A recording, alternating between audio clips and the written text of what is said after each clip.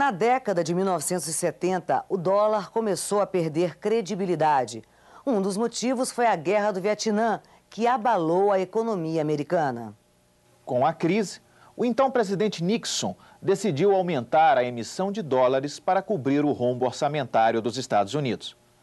A medida tinha por objetivo gerar inflação no mundo e valorizar as exportações americanas. Foi o ponto de partida para a crise do sistema de Bretton Woods. Pela primeira vez na história, admitiu-se que, mesmo com o crescimento da produção, o desemprego poderia crescer. Começa assim a insegurança no trabalho. Os centros capitalistas, ou seja, os países desenvolvidos, passaram então a investir na chamada revolução tecnológica, principalmente nas áreas de informática, comunicação, biotecnologia e robótica. Isso resultou no aumento da dependência dos países mais pobres.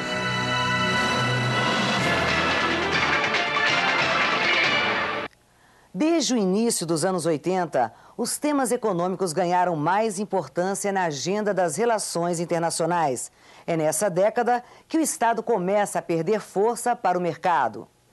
Nos últimos 20 anos do século XX, o modelo de economia estatizada defendido pelo regime socialista também entra em colapso e as ideias neoliberais do livre mercado ganham fôlego. Mas, ao contrário, essa foi uma década turbulenta. O sistema econômico internacional enfrentou várias crises. Os países em desenvolvimento tinham dificuldade em lidar com esse novo modelo globalizado. Foi assim com as crises do México, Ásia, Rússia, Brasil e Argentina. A sociedade internacional também começou o século XXI com recessões nos países ricos. Vamos conhecer agora aspectos importantes do processo da globalização na economia, como o comércio, as finanças e os investimentos internacionais, as empresas multinacionais e os blocos econômicos. Quando falamos em abertura dos mercados, podemos dizer que o comércio internacional teve seu ponto alto nos anos 90. Nessa década foi criada a Organização Mundial do Comércio, a OMC. Esse órgão contribuiu para a redução de barreiras tarifárias. Mas a OMC tanto pode representar uma importante organização para a cooperação internacional, quanto um instrumento de dominação para os países mais ricos. O colapso de Bretton Woods trouxe um novo sentido em termos de finanças e investimentos internacionais. Crises cambiais e da dívida externa foram uma constante nos países em desenvolvimento. Por outro lado, os países ricos ficaram mais ricos ao aplicar os seus recursos no mercado financeiro dos países em crise por causa da alta rentabilidade oferecida. É a entrada do dinheiro volátil, que não deixa nenhum investimento. Os países desenvolvidos também começam a instalar empresas além de suas fronteiras em busca de mão de obra mais barata. Os anos 80 foram um desastre para os países mais pobres, que tiveram de reduzir os seus gastos para pagar juros da dívida externa. Esse processo financeiro levou ao que se chamou de cultura de Davos, cidade da Suíça, onde todos os anos executivos e banqueiros se reúnem para discutir políticas financeiras que serão adotadas no mundo. Em resposta a essa política, grupos vinculados a movimentos sociais e antiglobalização criaram, em 2001, o Fórum Social Mundial. O evento já faz parte da agenda das grandes manifestações mundiais em defesa de um mundo mais igualitário. Sem dúvida, um importante ator no sistema econômico internacional são as empresas multinacionais. A maioria investe intensamente em setores de bens de capital e tecnologia e contribui para o crescimento econômico de países em desenvolvimento, como o Brasil. Essas empresas são importantes não apenas no aspecto econômico, mas também político. Aliás, elas exercem forte influência sobre muitos governos. As multinacionais podem interferir no processo de desenvolvimento dos países mais pobres. Entretanto, à medida em que essas empresas se instalam em outros países, elas começam a perder o vínculo com o estado de origem, já que sua linha de produção passa a ter como base os diversos países onde está instalado. e passam a ser chamadas de transnacionais. Uma última característica do processo de globalização é o aumento da integração entre os países, com o surgimento dos grandes blocos econômicos que passam a competir entre si nas relações internacionais. Sobre o sistema econômico internacional, o Conexão Mundo conversou com o especialista em relações internacionais, Tiago Ivo Odon. Tiago, qual o significado do sistema econômico para as relações internacionais? Essa resposta depende dos instrumentos teóricos, né, metodológicos que você usa. Por exemplo, para o realismo e o neorrealismo, né, a economia, o sistema econômico em si, está dentro do que eles chamam de baixa política, né, ou low politics, quer dizer, não há relevância para determinar o comportamento dos estados. Então, para essa corrente de pensadores, né, o sistema econômico não é relevante. O que é relevante? O que é relevante são o que eles chamam de alta política, né? High politics, né, que determina as questões de segurança, né, estratégicas e militares. Para a corrente dos liberais, né, os liberalistas, os pluralistas, aí sim o sistema econômico ele é considerado relevante para as relações internacionais porque ele determina com seu corpo institucional, porque o sistema econômico ele cria, né, instituições, né, e ele favorece a paz entre os países, né?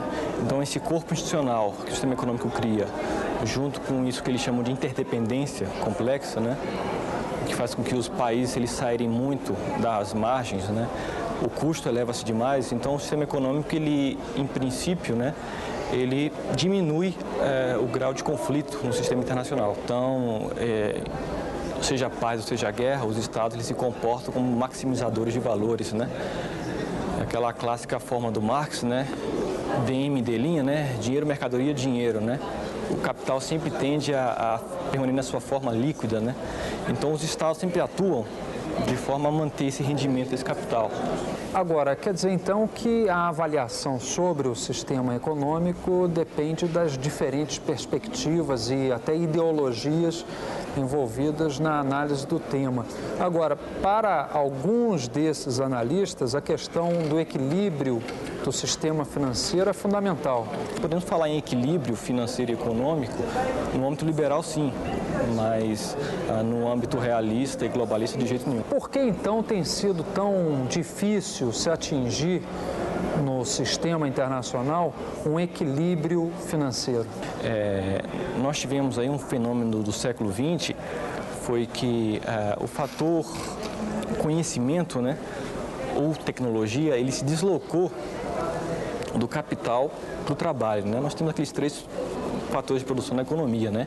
Terra, capital, trabalho, né? Então, a tecnologia ela se deslocou do capital para o trabalho.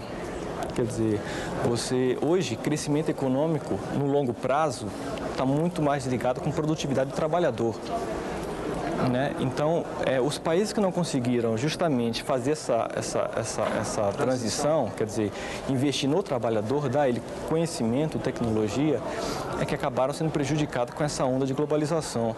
Então, na verdade, isso depende da política interna, como você vai fazer isso. Porque hoje nós temos também aquele efeito do retorno decrescente do capital, né?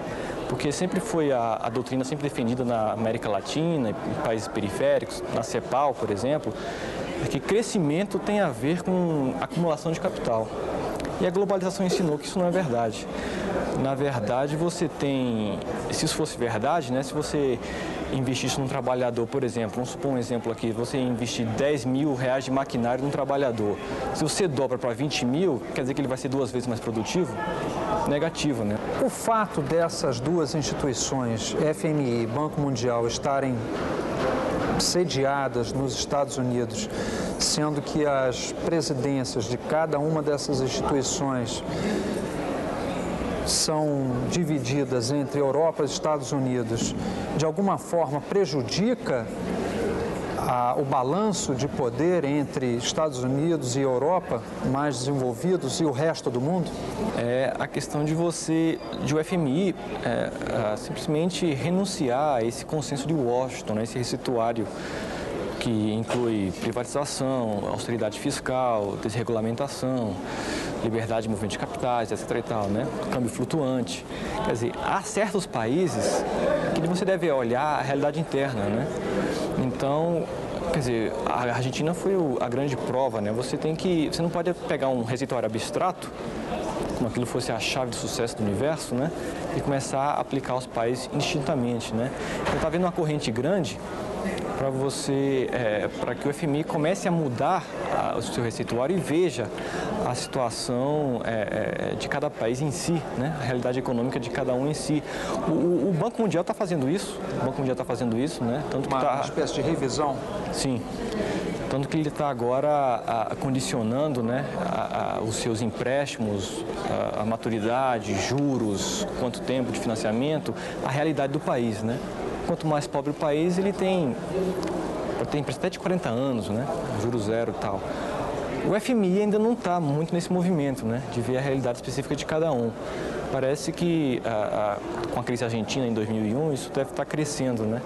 Então, o grande lance com o fim do sistema Bretton Woods é exatamente esse, né? Você tem um sistema caótico, econômico caótico, em que uma coisa lá no Japão pode influenciar aqui a América. E o FMI ele tem que acordar para isso e começar a tentar se adaptar a esse novo sistema. Tiago, muito obrigado pela entrevista, então. Ana Lu, é com você. Obrigada, Floriano. Por hoje é só. No próximo programa, vamos saber qual a importância dos blocos econômicos que são formados pelos países para as relações internacionais. Até lá!